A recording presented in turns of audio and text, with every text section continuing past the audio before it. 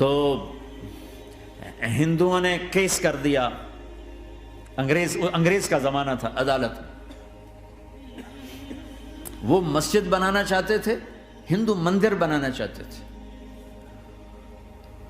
تو دونوں طرف بات تپی ہوئی تو آخر وہ جج نے کہا بھائی کوئی ایسا آدمی ہے، ہندوؤں سے کہا، جو گواہی دے دے تو اس کی گواہی تم قبول کر لو گے؟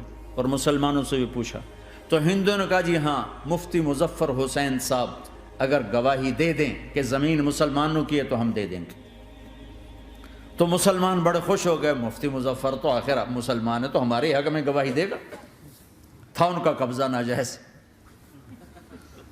تو جب وہ عدالت میں تشریف لائے، مسلمان بڑے اطمینان کا، ہن جناب ساڑھے حق وچ فیصلہ ہونا ہے، چونکہ آج کل صرف سچ کو کون دیکھتا ہے۔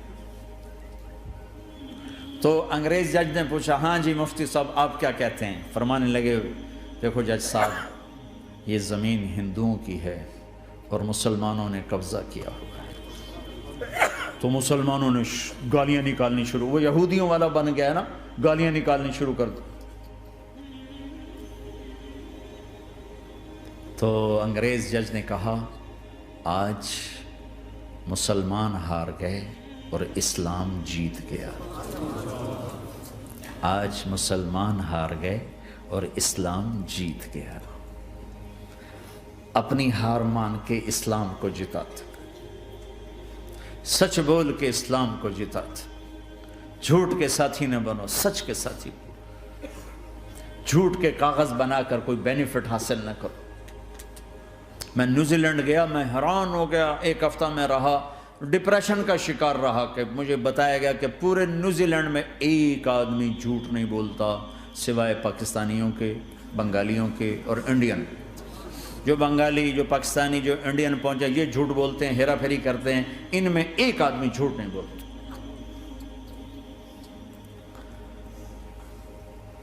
سچ تو ایک عالمی صفت ہے، جو اللہ کو نہیں مانتا وہ بھی کہتا ہے سچ بہت اعلیٰ چیز، اور تمہیں تو تمہارا نبی کہہ رہا ہے الصدق ینجی والکذب یہلک، سچ نجات دیتا ہے، جھوٹ ہلاک کرتا ہے۔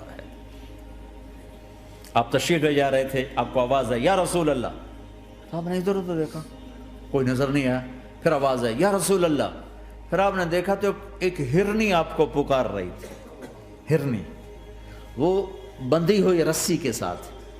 تو آپ اس کے قریب گئے، کیا ہوا؟ کہیں آپ کا ساتھی مجھے پکڑ کے لایا ہے، میرے چھوٹے چھوٹے بچے ہیں، بھوک سے وہ تڑپ رہے ہوں گے، آپ مجھے چھوڑ دیں، میں ان کو دودھ پلا کے واپس آ جاتی ہوں۔ اب وہ پرائی چیز ہے، تو آپ نے کہا اگر تو واپس نہ آئی تو پھر؟ کہ اگر میں واپس نہ آئی تو اللہ مجھے آگ میں ڈال دے، جہنم۔ تو آپ نے اس کی رسی کھول دی اور خود وہیں بیٹھ گئے۔ وہ دوڑتے دوڑتے پہاڑوں میں غائب ہو گئے اور آپ وہیں بیٹھے رہے۔ کچھ دیر کے بعد آپ نے دیکھا وہ پہاڑ سے اتر کر آ رہی تھی، کہ یا رسول اللہ میں حاضر ہو گئی۔ تو آپ نے اس کو رسی سے باندھ کے وہیں کھڑا کر دیا اور خود وہیں بیٹھ گئے۔ تھوڑی دیر ہوئی تو وہ آ گئے شکاری جو نے شکار کیا تھا، تو آپ نے کہا، ان کا نام کوئی نہیں موجود، تو آپ نے کہا میرے بھائی میری ایک درخواست ہے، آپ پوری کریں گے؟ کہ یا رسول اللہ کیوں نہیں؟ کہ یہ ہرنی مجھے ہدیہ کر دو۔ کہ یا رسول اللہ سب کچھ آپ کا ہے، کہ بس مجھے ہرنی چاہیے، کہ آپ لے لیں۔ تو آپ نے اس کی رسی کھولی، کہ جا بیٹی اپنے بچوں کے پاس موج کر، سچ نجات دیتا ہے، جھوٹ ہلاک کرتا ہے۔